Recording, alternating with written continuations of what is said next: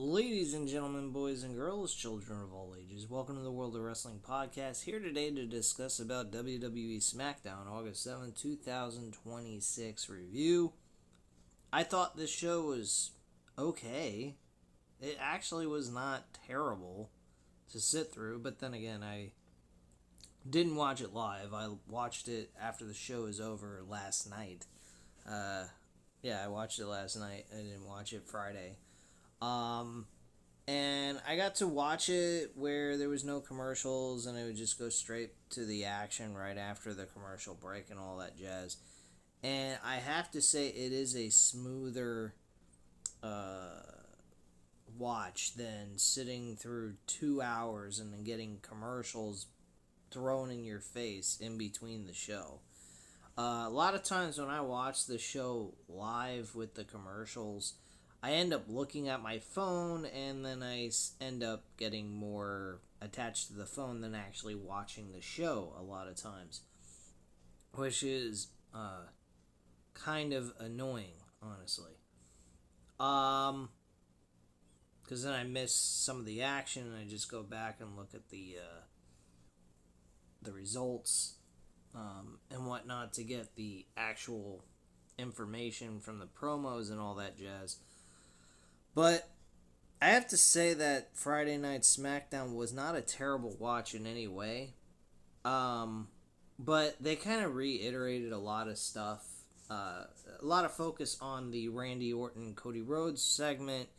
And in the beginning, a lot of focus on Kevin Owens and CM Punk. The Kevin Owens CM Punk,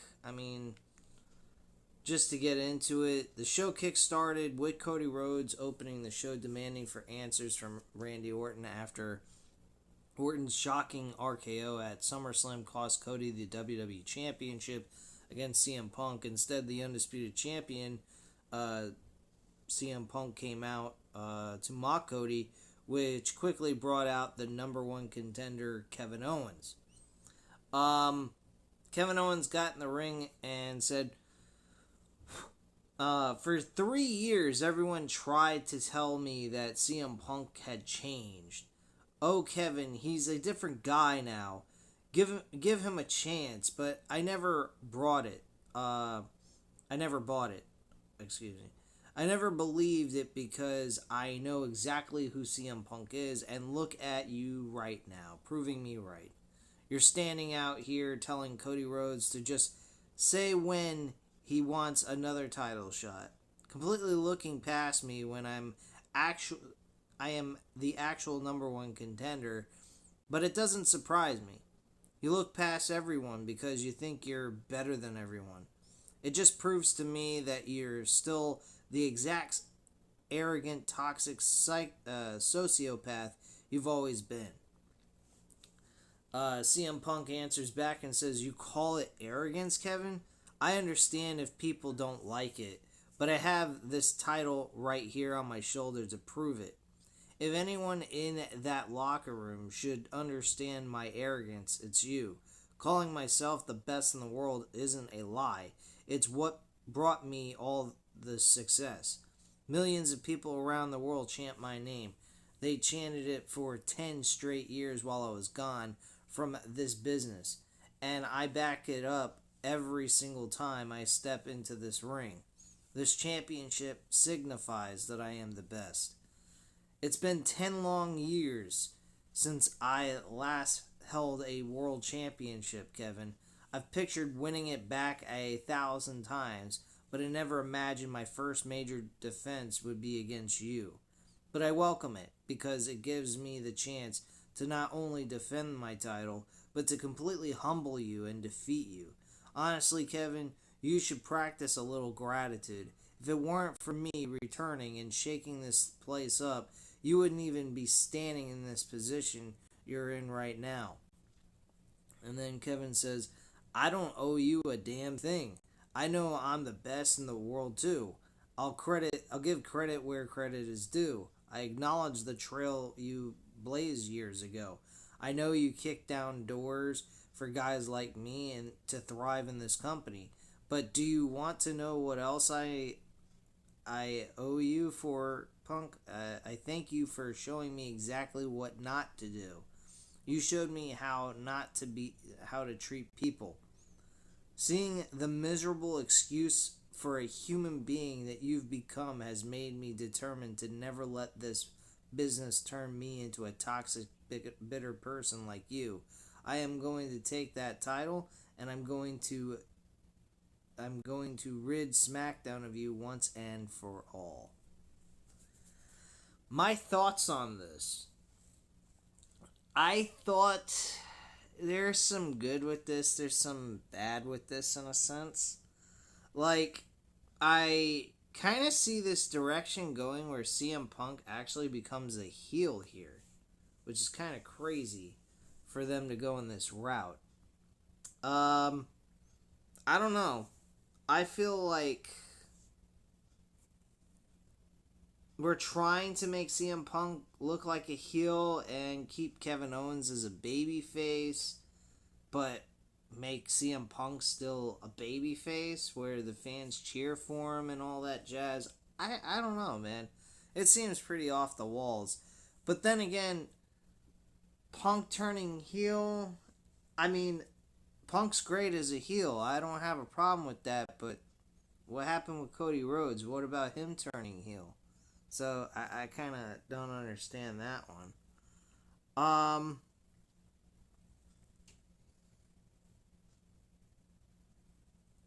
So we just to go over the matches that occurred on this show. The U.S. Championship was defended. Trick Williams faced Baron Corbin in a rematch, and Trick Williams ends up losing this match to Baron Corbin thanks to cheating purposes. So, Baron retained the title by hitting him in the face with the U.S. Championship when the referee's back was turned. Later on in the show, though, Carmelo Hayes brutally attacked Baron Corbin, which I believe he's getting a title shot next week now. I don't understand why the fuck we're doing this, but okay. It seems to me like Triple H is trying to roughshod Baron Corbin as a major part of the mid-card division, which I guess I could respect it in a sense because Baron Corbin, when he was in WWE, was not given a good gimmick. He was given this lame-ass gimmick that nobody cared for, not even himself. He didn't even care for this gimmick. Thought it was trash. So, I mean, the old gimmicks that he had in WWE before he got released. This Baron Corbin's a little bit different. He rides out on a motorcycle. Looks like like an old school, that old school faction, the 8 Ball, I think they were called, of Doom. Some shit like that. They were like some biker gang faction, which I thought was... I thought they were kind of cool, actually, but they didn't really go anywhere. Obviously, they shouldn't have, because they weren't that big of stars, in my opinion. Baron Corbin, though, does, in my opinion, kind of pull this off. I kind of like him in the motorcycle vest. Him coming out a little bit with the motorcycle and whatnot. It kind of gives that old school feel we used to get when we saw Eddie Guerrero and the Lowriders and Undertaker on the motorcycle riding around the ring. They're doing that. They're just not having it go all the way down to the ring and whatnot. So I guess that's to avoid like what Steve Austin did with that dirt bike 4-wheeler that he had, running into that fan accidentally a couple of years back. So I mean, like, that's probably why they're doing what they're doing. So yeah, I didn't have too much issues with this matchup even. I kind of wish, though, they didn't do the match altogether, making Trick Williams suffer another L here. I wasn't too much of a fan of that. I really wanted to see Trick Williams hold the U.S. title for a second time before we just roughshod him right to the main event. I think he needs another year or two to work in the mid-card division before we just jump him to a world title picture or main event scene. I honestly think they need to fix their roster. I think their roster is... It feels like their roster is more like a skeleton crew now. I mean, recently, just last night before I started watching Smackdown, an executive in WWE that deals with the global business practices of them, reaching out to other countries globally in the media, being like reaching out to like foreign countries to air their shows and whatnot. He actually was part of that for like almost 10 years, 8 years actually. And he got let go today without Triple H even knowing about it, being discussed with him, nothing. And he was his right-hand man dealing with all that. And he was reaching out to other countries with his business that he was doing for WWE. So that was mind-boggling. It seems like TKO is just fucking dropping people left and right. I'm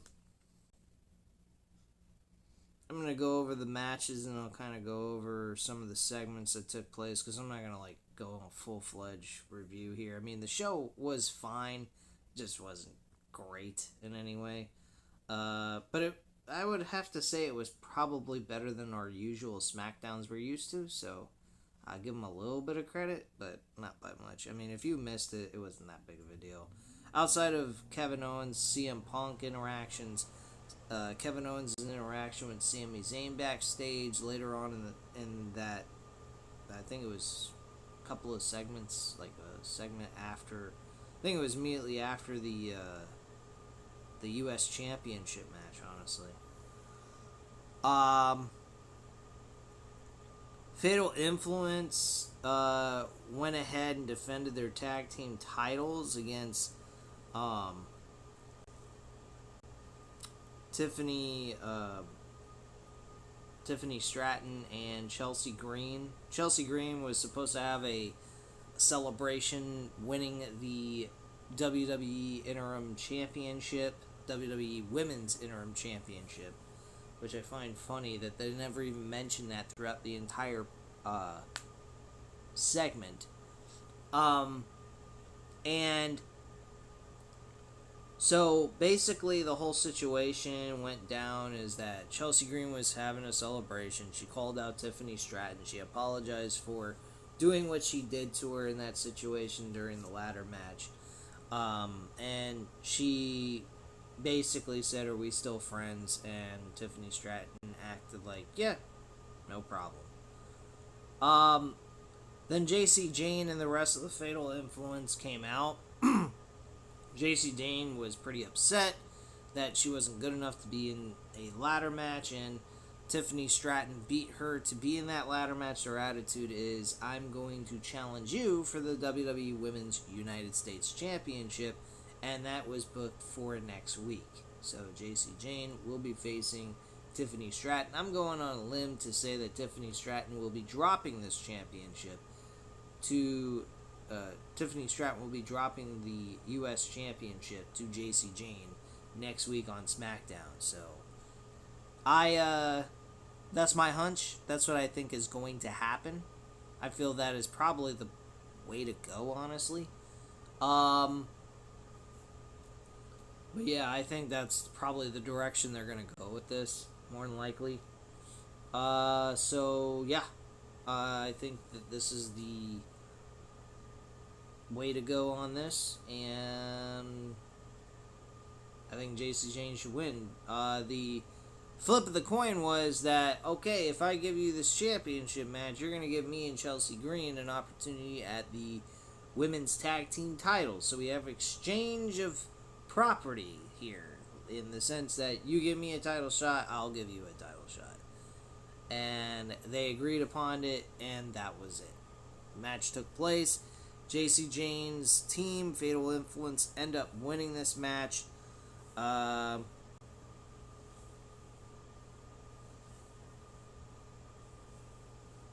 They end up winning the tag team title, or retaining their tag team titles, and that's basically it.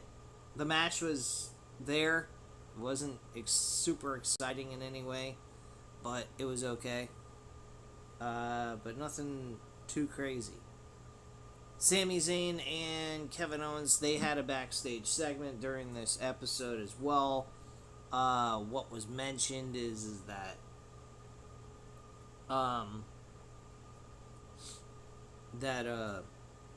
I'm happy for you, Kevin, and yada yada yada, but don't you feel like you kind of fucked me a little bit by joining into this match, costing me the opportunity of being number one contender, and so forth?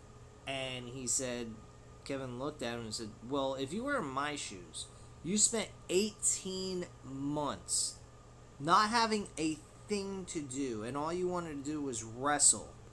And he picked up that phone and called you and notified you that he could put you in a number one contendership for the WWE Championship. You're telling me that you wouldn't take that as well, even if I was in the match? He said, you'd be lying to me if you said that. And he said, no, you're right, I would. I just wish it wasn't under my opportunity of getting the title. And he said, well, you know what, man? I don't know what to tell you, man. But the last person I did beat when I was here was you. That was Elimination Chamber of 2025. And he basically stated, like, look, man, you're getting mad at the wrong person. I don't know what to tell you. I was here, I had an opportunity, I took it, and that was it. He goes, you know, it's funny how I go ahead and I get a shot at your I had a shot of holding the WWE Championship, and Nick Aldis calls out CM Punk to challenge me to replace Cody Rhodes, and I get screwed, and I lose the match anyway, and end up losing the title in 9 days. And he started talking some smack about CM Punk. CM Punk was behind him, and Kevin Owens kind of just walked away after CM Punk was there. And CM Punk said, well, you know, you lost when I faced you. You lost during your number one contenders match. Just face it. If you face me again, I'll beat you too. I think that's how it went. Like, it doesn't even really matter. It's just ring around the rosy like a fucking carousel of different opponents for CM Punk. It seems like CM Punk is their modern day Hulk Hogan. That's kind of how I feel about CM Punk right now. It's either CM Punk, Cody Rhodes, Roman Reigns, and random list of other people that are going to lose to him until Obafemi shows up in WrestleMania to challenge him for the World Championship, where he ends up losing the title to Obafemi. That's where I think they're going with this. We're going to have this back and forth with Cody and CM Punk eventually. Maybe Randy Orton will be thrown in the mix for CM Punk. Kevin Owens is taking an L. He's definitely taking an L. He ain't fucking winning nothing. I would like to see Kevin Owens win. I'd like to see Kevin Owens be a champion as a babyface. His only run as champion was as a heel. And that was the only run he ever had in 2017, 2016, technically. I mean, they just, like, totally have kept Kevin Owens down. This guy could have been their modern-day Stone Cold / CM Punk guy. This would have been so much bigger if Kevin Owens was treated as a star while he was in his prime. Kevin Owens is no longer that guy he once was, especially with suffering a major neck injury that could have ended his career. Thankfully, it didn't end his career or severely paralyze him to the point where he can't walk anymore. So, thankfully, he's able to act as if nothing ever happened. He just recovered from a normal injury that was just just a bad injury that kept him out of action for a long period of time and left it at that. But this was an injury that was serious. And, it is what it is. He was also, Sami Zayn was talking to, oh, no, hold on. Sami Zayn was, that interaction he had with CM Punk was later on in the show.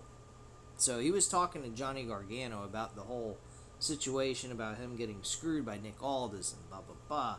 I think he had a segment with Nick Aldis as well, saying that, you got CM Punk to come in, and you get Kevin Owens to come in, who is my best friend. We had a fight over the number one contendership, and he was talking to Johnny Gargano as well. Nick Aldis came in, and then CM Punk came in and said all this shit. So my whole mind is just, I don't have all the information that took place on this show. I just have little cliff notes and whatnot. So, Sami Zayn had multiple segments on this show as well, cutting his promo. Shinsuke Nakamura, he warned the MFTs that he is back. He is no longer a one-man army, and he will bring backup as well. So that's another thing that took place on this show. Who that might be, I don't know. It would be kind of funny if it's AJ Styles, but I don't think that's going to be the guy since he's already retired. We had a main event with Charlotte Flair and Jade Cargill coming in this match one-on-one.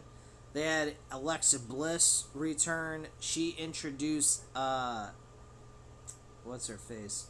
Tatum Paxley, and she made it a debut onto Smackdown, leaped off the top of the ring post onto Mitchin and B-Fab, and Charlotte Flair ended the match with a natural selection from the top rope, ending this matchup, and God help us, this match was an absolute shit show.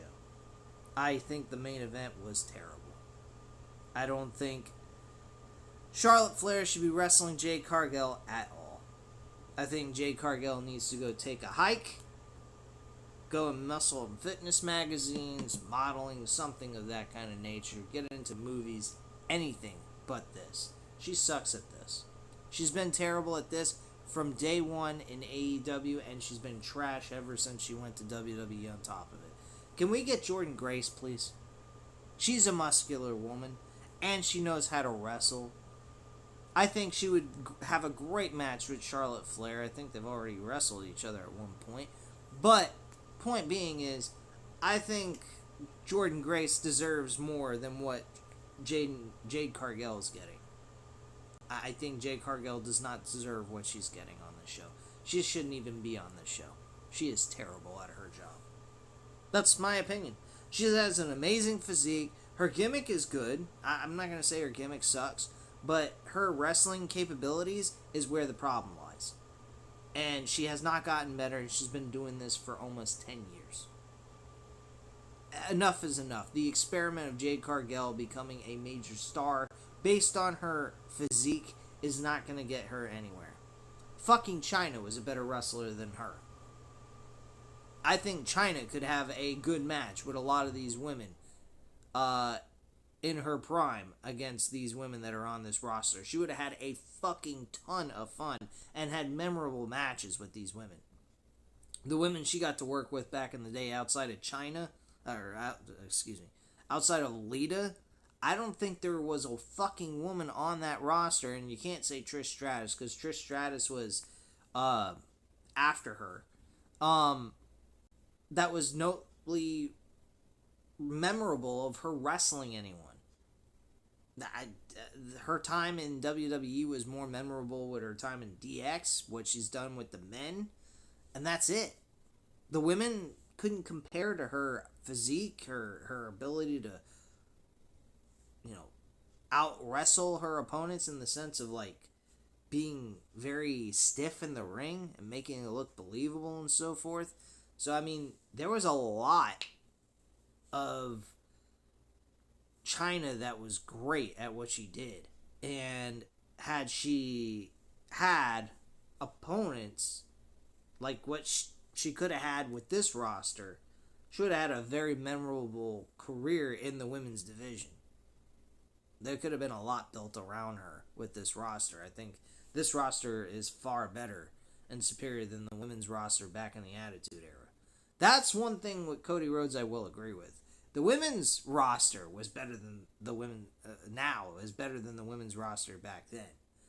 But excluding that, Attitude Era blew modern day WWE away in every sense of the word. From promo work to wrestling capabilities. Well, maybe not. I'll give wrestling capabilities in modern day wrestling. But they told a story in the ring. They really did. They told a story in the middle of the ring as the match went on. That you don't see nothing being developed here in these regular matches.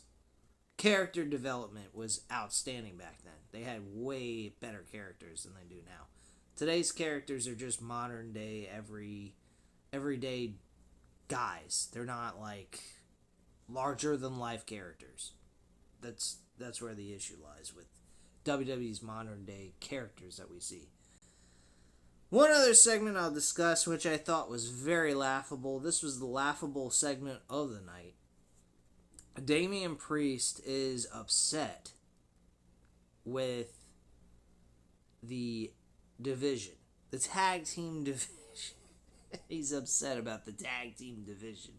This guy is fucking joking me. But, yeah. He is upset about the tag team division, that he has a tag team from the AAA. He's a great tag team. They're the best tag team champions, him and R-Truth, yet they have no tag team division around them to defend tag team titles. And the Viking Raiders come in. They basically talk back and forth about some shit, and he's like, "You're dodging us. We're tag team. We're the AAA tag team champions, and you're afraid to defend your tag team titles against us." R-Truth steps in and says, "Oh, don't worry. We'll defend the tag team titles against you and the MFTs." So they're going to have a triple threat tag team match. Damian Priest looks at him and says, "Did you just say that our titles will be defended in a triple threat match without their AAA tag team titles being on the line?" He goes, "Yeah." And then Damian Priest gets kind of like, has an angry look on his face and looks very disappointed at the idea that they're defending the tag team titles in a triple threat match without having the AAA tag team titles at least on the line at the same time. So Damian Priest is getting fucked over by his own tag team partner.